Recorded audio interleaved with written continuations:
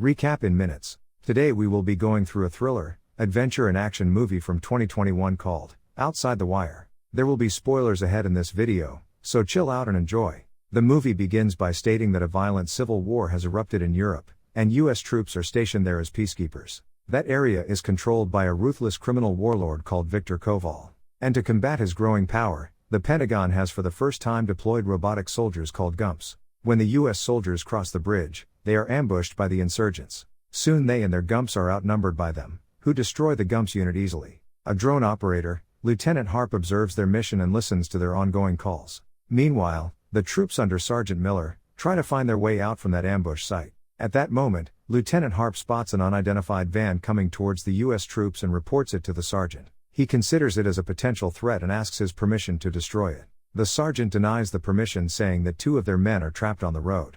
Harp then asks his partner, Bale, to connect to the Amber base and confirm the missile attack with Captain Bryden. The captain orders him to hold the attack, as he is watching closely the movement of their men. Harp again informs him that they have a heavily armored truck near an additional 38 of their troops. The captain again holds him for the command. However, Lieutenant Harp disobeys his direct orders and single-handedly launches the missile attack on the vehicle. This attack kills 2 of Sergeant Miller's men.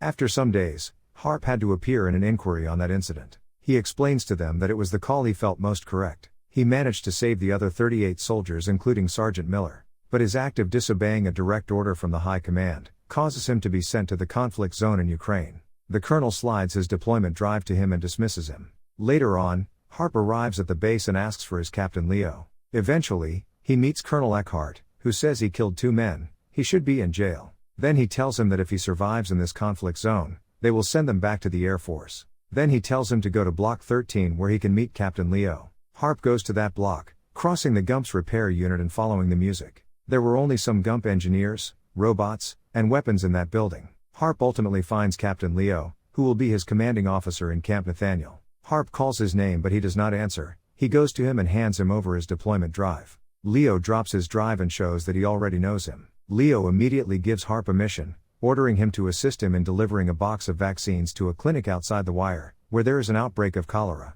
Harp asks him what he actually does in the camp. He says he is from MARSOC, Marine Special Operations, and he locates and removes advanced weapons from insurgents beyond the wire. After signing the agreement, Leo tells him about Viktor Koval. He says he is a Russian Krasny warlord.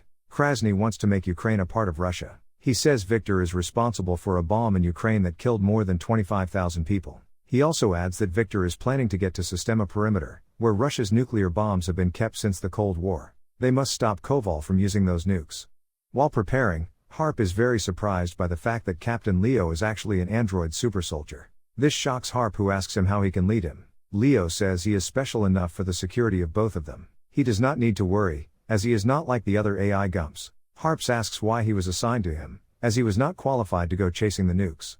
Leo reveals that he purposely chose him because he needed a man on his back who could think outside the box. Meanwhile, Sergeant Miller and his men grab him and punch him for killing 2 of their fellow soldiers at the beginning. Suddenly the captain comes back and they leave him. Soon they are on their way to Sector 9, where they see some armed survivors in the sector. And they had to stop when they found an aid truck was hit and blocked the road. The civilians are unhappy with the army. They protest their presence in that area and throw some rocks at them.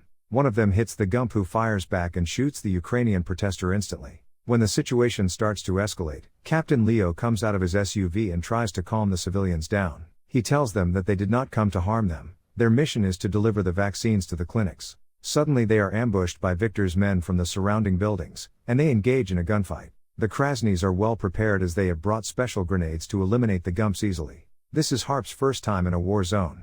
It takes a moment for him to recover from the loud noises. Sergeant Miller tells Leo and Harp to leave with the fight on them, and they sneak out while his troops provide cover.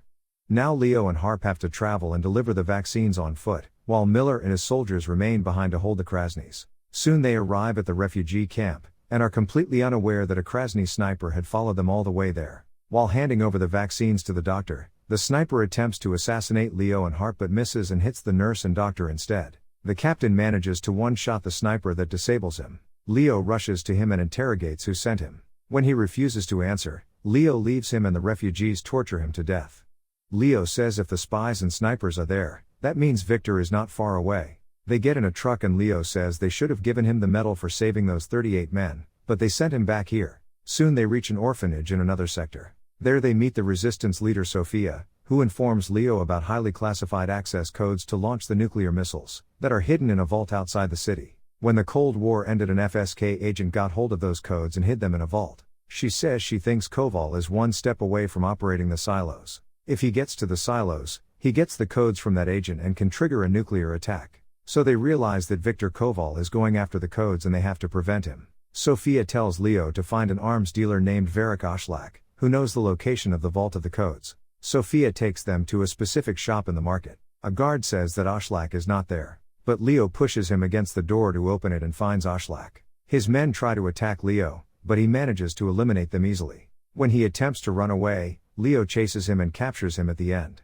When he threatens him, Oshlak gives them information about the arms trade and the vault's location to them. The vault is in Dnipro Investment in Passagersky Street. Sophia kills him, calling him a traitor, and now they head to the location. Harp insists they should call backup, but Leo does not listen to him. Soon they arrive at the location and Leo orders Harp to cut out a tracker from his body, explaining that the Russians can detect the signal of his tracker. Now they immediately go inside the bank and they engage in a gunfight with Koval's men, while Harp tries to help the hostages to escape. Moments later, a killer robot appears and attempts to kill Leo. Harp throws a gun toward him and they together manage to destroy the robot. Leo asks Harp to call Eckhart for backup while he runs to find Koval. Harp radios Eckhart and requests backup. Meanwhile, he brings the hostages out. However, he is confused when he sees the US military trucks but discovers the Gumps coming out of them. Meanwhile, the Krasnys come out of the building and threaten to kill the hostages. They ask Harp to drop his gun, but suddenly Gumps start shooting them. This starts an intense gunfight between them. A few hostages try to run away but get killed by the Krasnys. Harp tries to protect the remaining hostages and brings them to another building. He again radios back to the colonel and he tells him that he is sending a drone and is going to destroy the entire place with a missile. Harp protests, saying that they are civilians and Leo is still inside the bank. The colonel hangs up, saying that they are just the collateral damage. Meanwhile, Leo spots a man on the rooftops, who is trying to run away after taking the codes. After a long chase, Leo eventually captures him and retrieves the code.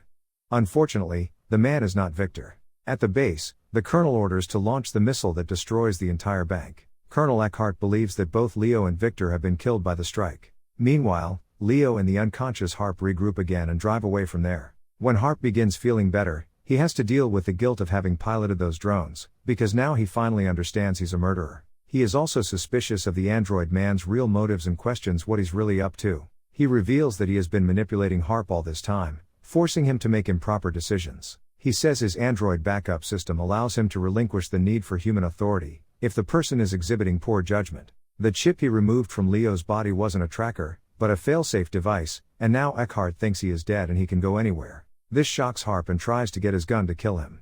But he knocks Harp unconscious and leaves him on the side of the road, where he is picked up by Sophia's men. They get him to her and she explains that Leo will be taking control of the nuclear missiles for the resistance, and launching a nuclear strike on the US because they aren't really peacekeepers, they've only been making this war worse. Harp says she is stupid if she trusts Leo, he is just a machine and he used her like him. She says he doesn't care if their own machines turn against them. Harp reminds her that he is going to nuke the US, and that will be a mass murder of millions of innocents, but she points out it's the same kind of collateral the US gets when they send their drones to their towns. Then she lets him go home, thinking there's nothing he can do. There Leo goes to meet with Victor himself, revealing that both of them have been working together all this time.